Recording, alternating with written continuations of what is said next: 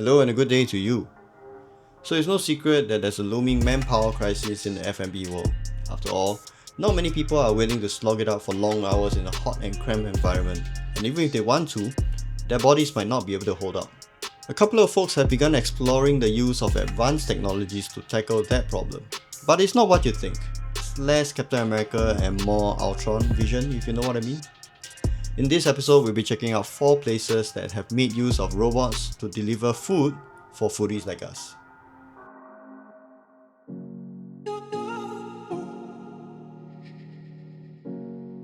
I'm now at the newly revamped, reopened Margaret Drive Hawker Centre, a 2-story hawker centre. Rather new, very spacious, very airy, and very clean. More importantly, I'm here to check out Wok AI, specializing in robot-cooked Hokkien Mee. I've already placed my order. The lady told me 10 minutes wait, but from the looks of the crowd, I think it might be longer than that. I'm assuming maybe 15 or 20. It really was a 10-minute wait, so rather consistent with the timing estimates. At first glance, it looks rather creamy, very thick. You can tell that the broth has been reduced inside the machinery lah. And I appreciate that they've already fried it to the point that it's all reduced down, became a little bit more starchy, sticky. It's almost like if you make pasta and then the sauce is emulsified. Creamy without adding cream. How AI is it though? Because from what I see, the ingredients are all added manually. Noodles, the broth, the ingredients, the vegetables. The only thing that's, I guess, controlled by the robot is the oil and the seasoning. First try the noodles. Let's try.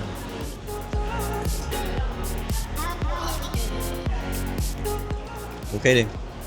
Not bad.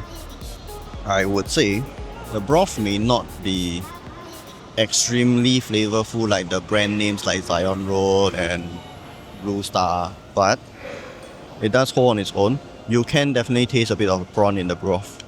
Not to the point of it being stinky. I'm looking at how the other folks get theirs before me, right? It looks rather consistent. So with robots, usually the key selling point is that it's consistent throughout. So even if they open another stall using the same machine, assuming the ingredients added are of the same weight lah, quality lah, it should taste exactly the same.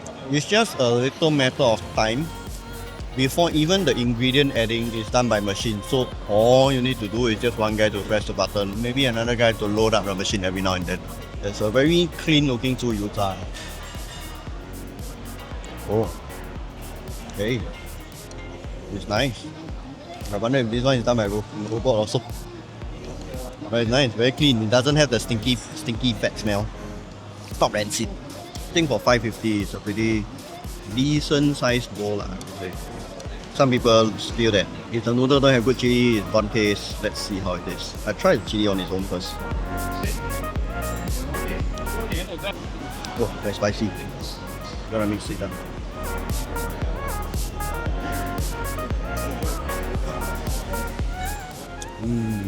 Now we're cooking with gas. So you've got a machine that can go 24/7, maybe with a monthly maintenance or something. And this robot don't complain, take MC, that kind of stuff. And the cooking is consistent, most importantly, consistent. There are no good days, no bad days. It's just every day. And the quality it comes out with, very high, cannot complain. Maybe a bit of tweaking here and there to fit the master's liking, their own recipe, and then you have it already.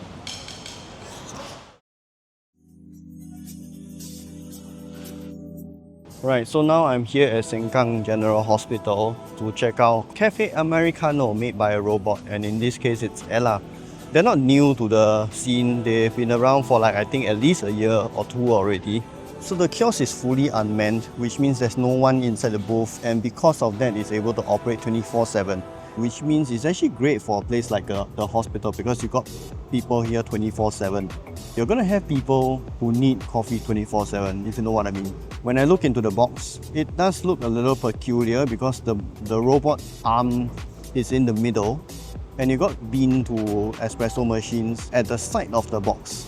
And the robot seems to be doing just a very simple task of like grabbing the coffee and then handing it out. Very menial task if you ask me. And that sort of reminds me a little bit of the cup machines that almost do the same thing, but instead of having a robot arm push the stuff around, they just spin the cups around on a roulette and then dispense the different things that's necessary along that way. Whether or not it's better or not, I don't know. But in this case, I don't think it's right of me to say that the robot is actually brewing the coffee. So I got myself an Americano, it's about $4. Let's try it out.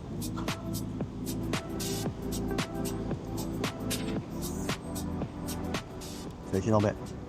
It's not too hot, amazingly. My pet peeve with Americano is people add like boiling hot water and then brings out all the other flavors of the coffee, which is not necessary. Can definitely taste the different notes of the coffee.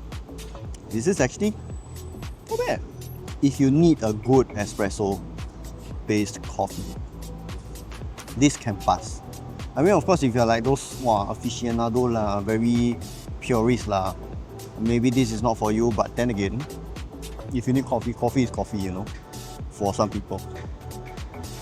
I think it's inevitable that you will start comparing this Ella with the water cup machines. There are pros and cons to each machine. The water cup machines are able to create way more than just coffee and tea. They have the fixtures and features to create almost any cup of drink or beverage that you have in mind. But the key advantage that the Ella cup is able to produce is that if you have a lot of people ordering at the same time, they have outlets to put out way more coffee at one go. I think different machines are suited for different setups and locations.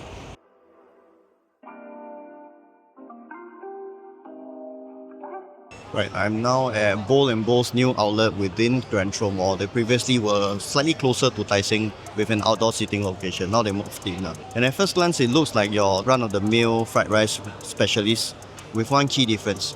The fried rice, the stir-frying is done by robots. And if you look inside the kitchen, right, you can actually see like 3-4 machines going at one go, which allows for a higher output. So aside from fried rice, they also have Pao Fan. But I'm not sure if there's any robo action with it. So I'm gonna skip that, focus on the fried rice. Okay, looking at the fried rice. Japanese pearl rice. I got the spicy variant one. Actually not bad. I actually tried it at the Toa Payoh branch. But for some reason that one not as hot. The xiangqi not there. Which is weird because like they're all using the same robots. But then again, I don't know is it because I ordered the spicy one here and the regular one there. But the pork chop looks good. Is it a good fried rice? I think it's a pretty decent fried rice. Especially if you compare that with all the other commercialized fried rice places like some of the other ones. Given the price and the flavor, I think this tops those. Granted, it does feel like it's a little bit slower because they're frying per plate. But they do have like 3 machines, 4 machines. I think this is definitely a scalable system. All they need to do is have 1 or 2 guys constantly topping up the ingredients and the rice for it to start stir frying lah.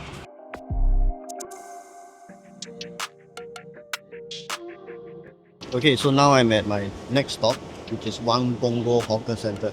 And believe it or not, my entire meal, including my drink, has had some robot touch in it. So my drink is from the tuck shop or the drink store. The tea and the coffee has been pre-brewed by a robotic arm, similar to the one in Ella, but in this case the robot actually does the stirring, the mixing of the hot water with the coffee grounds, pouring it into individual containers. There is a human at the stall that will mix the so-called kopi espresso with water, milk or whatever that you drink lah. And in my case, it's the tea, because I've had too many coffee for today already lah, so whatever. Anyways, as for the food that I'm having, I'm actually having claypot rice from Pot Master, Canton claypot rice. And I think the more interesting factor here is that they put it on this contraption that spins the claypot around. Supposedly it is to give it more even heat distribution, although if you ask me, it's 360. I don't know if there is any difference there. The cooking time and everything is automated, so I guess again, consistency is the key winner here. So what I ordered is the Master's 4 Treasure. I'm assuming it's all the 4 main ingredients in a typical clay pot. So you got lap-chong, you got chicken, pork rib or spare rib, reserve meat, the wax meat. Off the bat, I feel like this one could do a little bit more black sauce. Let's try.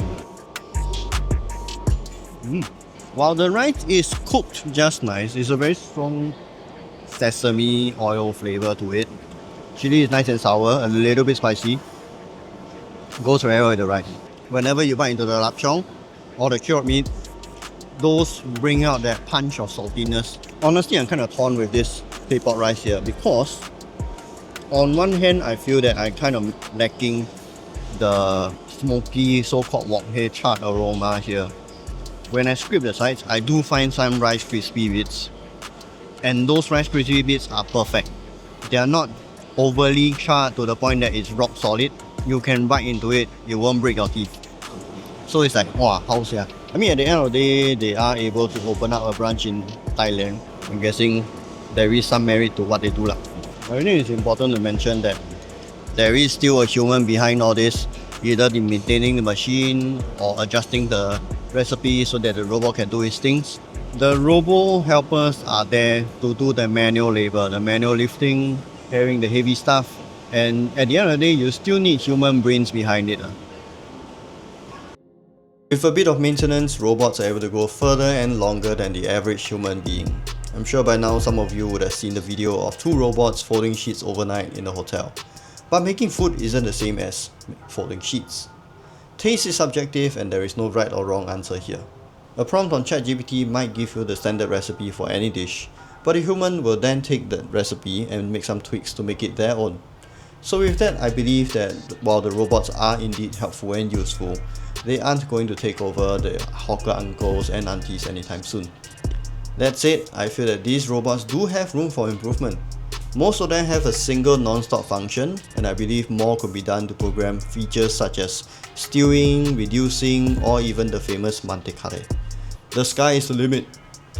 I'm gonna end the video right here. If you enjoyed the video as much as I enjoy making it, do consider dropping a like. If you want to watch more videos, consider subscribing to the channel. I also have similar videos here and here.